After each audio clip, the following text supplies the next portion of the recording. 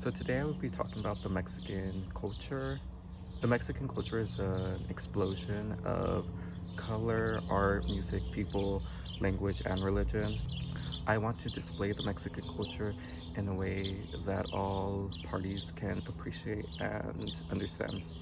The first main bullet point of the Mexican culture is religion. A majority of Mexican people identify as Catholics. This derives from the colonial and post-colonial era of Mexican history. It wasn't until the Mexican Revolution that Mexico accepted Catholicism as their main religion. The result of Mexico accepting Catholicism as their main religion is that Mexico is the second largest Catholic country in the world. So some celebrations that the Mexican culture celebrates can either be both religious and non-religious. Some religious celebrations that they celebrate are Semana Santa, which is a week before Easter Sunday. Another one is Dia de los Reyes Magos, which is celebrated on January 6th. And Dia de la Virgen de Guadalupe, which is the birthday of El Virgen de Guadalupe, celebrated on December 12th. Some non-religious celebrations that they celebrate are Dia de Muertos, which is Day of the Dead, celebrated on November 1st and 2nd.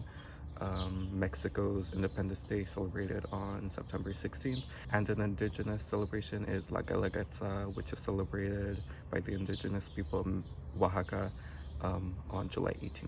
Some traditions that me and my family celebrate, we participate in Dia de Muertos, which is a holiday full of remembering family, and what you do in that celebration is you offer food to your deceased relatives by placing it on an altar or table covered with flowers, candles, and Mexican delicacies. We also celebrate Diez de Mayo, which is May 10th, which is Mexico's Mother's Day.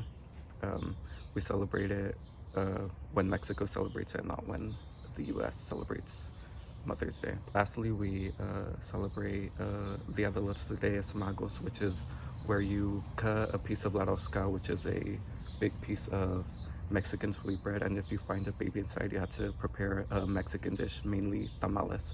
And with la rosca, you tend to wash it down with like Mexican hot chocolate. My family identifies as Catholics. I do not.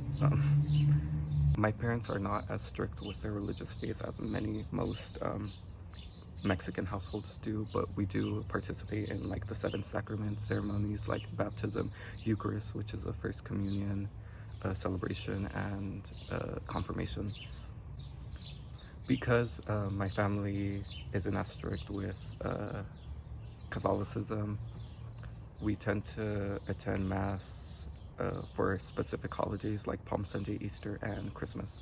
One of the foods that I chosen to represent my culture is el pan dulce. Pan dulce is Mexican sweet bread, and it derives from the French and Spaniards coming to Mexico, and from then on, the Mexican people adapted and evolved from what they brought here. Comparison that is the most obvious is between el cuerno and the French croissant. Pan dulce is very cost-effective and multi-purposeful. Many Mexican celebrations are celebrated in the evening time, so it is a perfect food to offer people when it's a huge crowd. The other food that I chosen to represent my culture is los tortillas. Tortillas are flatbread, which is made from either corn or wheat. Tortillas can be made into many Mexican dishes like burritos, tacos, quesadillas, enchiladas. Tortillas, like the pan dulce, is both cost-effective and multi-purposeful.